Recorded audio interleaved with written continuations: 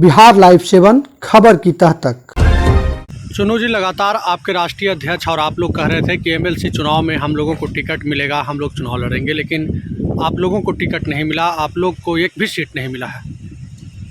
हाँ, अभी का जो परिवेश में दिख रहा है, ऐसा लग रहा है कि शायद हम इसको अच्छा नहीं भी मान के चल रहे हैं। जिस तरह से बीजेपी और जेडीयू ने टिकट को लेकर सहमति बनाई है और अभी तक जो सीट नज़र आ रहा है तो हमारी पार्टी हिंदुस्तानी आवाम मोर्चा से और वीआईपी पार्टी को बिल्कुल निराशा हाथ लगी है।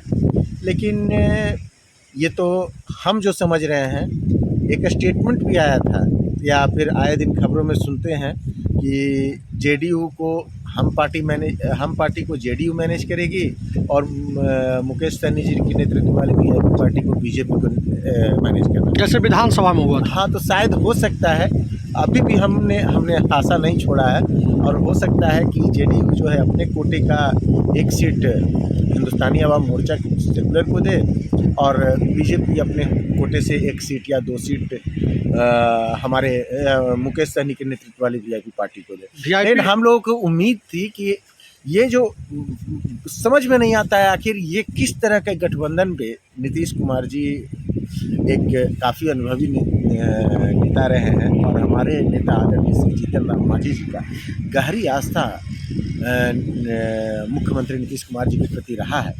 और बीजेपी का दावा जो रहता है कि वर्ल्ड की लार्जेस्ट पार्टी, तो क्या कोई वर्ल्ड का लार्जेस्ट पार्टी और इतना नेतृत्व, इतना अनुभव से भरा हुआ नेता को इस तरह से गठबंधन धर्म चलाते हुए अच्छा लगता है क्या? हमको तो पर्सनली ये बता रहे हैं ये अच्छा नहीं लगा। वो अपने कोटे से क्या करते हैं, नहीं कोटा क्या होता है भाई? गठबंधन में हम लोग चारों हैं, सामने बैठ कर एक प्लेट में जो है उसको चारों बार बांट दो, जिसका जो हिस्से में जाएगा सहमति। और सबसे खास बात है कि इन चारों नेता को एक साथ बैठना चाहिए था।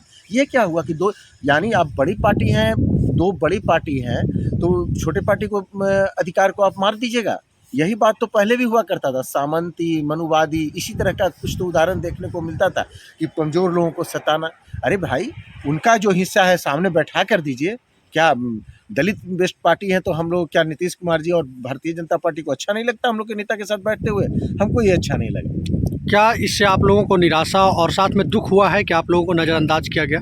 निराशा तो हमारी पार्टी और हमारे नेता ने कभी दिखाया ही नहीं, चाहे वो मुख्यमंत्री का पद गया हो या लोगों के हित में जब एक से एक बढ़कर कदम उठाया हो और उस पर फिर लगाम लगाने का काम जिस तरह से नीतीश कुमार जी ने किया, तब भी नहीं। हमारे नेता बहुत ही आशावादी हैं और बिल्कुल हम अभी भी कह रहे हैं कि गठबंधन जो भी एनडीए गठबंधन है बिल्कुल मजबूत है और आगे भी रहेगा। और हमको भरोसा है कि नीतीश कुमार जी ये जो कोटा फॉर्मूला है उसके तहत ही शायद 2-4 सीट हम लोग को एमएलसी का देंगे, और नहीं भी दिए तो कोई बात नहीं।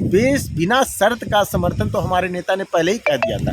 जब सरकार बन रही थी तो आपको याद होगा कि हमारे नेता ने एक स्टेटमेंट दिया था कि मेरा बिना शर्त समर्थन आदरणीय नीतीश कुमार जी के नेतृत्व वाली सरकार को है, तो वो है। मुकेश सहनी तो कह रहे हैं कि 24 एमएलसी सीट पर जो है हम प्रत्याशी उतारेंगे। देखिए, मुकेश सहनी जी क्या कह रहे हैं और क्या करेंगे ये उनका खुद का निर्णय है। उनकी अलग पार्टी है, हमारी अलग पार्टी है, और हमको न तो मुकेश सहनी जी की नेतृत्व वाले वीआईपी पार्टी के अंदरूनी मामले की जानकारी ही है। हम अपनी पार्टी की बात रख सकते हैं। हमको जो अपनी पार्टी के बारे में थोड़ा बहुत जानकारी मिलता है, नेतृत्व हमारे जो राष्ट्रीय। अच्छा चुनू जी, एक बड़ा बात यह भी सामने आया है कि उप मुख्यमंत्री कह रहे हैं कि हमारी सरकार का मांग नहीं है बिहार में विशेष राज्य की दर्जा को दिया जाए या विशेष राज्य की दर्जा मांगा गया हो, यह हमारी सरकार की मांग नहीं है, जबकि मुख्यमंत्री लगातार इसकी बात करते हैं। चुनाव भी इसी नाम पे हुआ था। देखिए, हमारे जो उप मुख्यमंत्री इस तरह की ओछी बात कर रहे हैं, इससे लगता है कि वो बिहार के प्रति जिम्मेवार, पूरी तरह से बिहार के प्रति जिम्मेवारी नहीं दिखाना चाहते हैं। अब बताइए, ये जो स्पेशल पैकेज की बात है, अगर हमारे मुख्यमंत्री कर रहे हैं, ये बात तो बिहार की आम जनता भी कर रही है और कई वर्षों से किया जा रहा है। तो इसमें अगर बिहार को विशेष पैकेज नहीं मिलेगा तो बिहार का भविष्य कैसे सुधरेगा? यहाँ के जो भी बच्चे हैं, नवयुवक हैं, इस बिहार को भी स्पेशल सपोर्ट का ज़रूरत है। और मुख्यमंत्री ने ठीक ही कहा कि अगर मुख्यमंत्री ने शायद नहीं कहा है, जेडीयू के राष्ट्रीय अध्यक्ष या फिर उपेंद्र कुशवाहा जी का स्टेटमेंट देश की आया था। प्रधान बिहार पे दे ध्यान। हाँ, ध्यान दे। और अगर मान लिया कि एक लॉजिक आया था बीजेपी की तरफ से कि इस तरह का रूल नहीं है, इसमें उड़ीसा या फलाना स्टेट को भी मतलब देना पड़ सकता है, तो उस रूल को चेंज कीजिए भाई। अगर किसी रूल को बदलने से किसी व्यक्ति विशेष या किसी राज्य विशेष, मतलब ये कहने का मतलब किसी भी चीज़ का अगर अपने देश का हित हो रहा है तो रूल बदलने में क्या बुरा? तो हमेशा संविधान के बदलाव की वकालत करते आए हैं, आपने किया भी है। कश्मीर मुद्दे को लेकर या किसी भी मुद्दे को लेकर इसको भी लेकर बदल डालिए और दीजिए विशेष पैकेज, हम यही कहेंगे।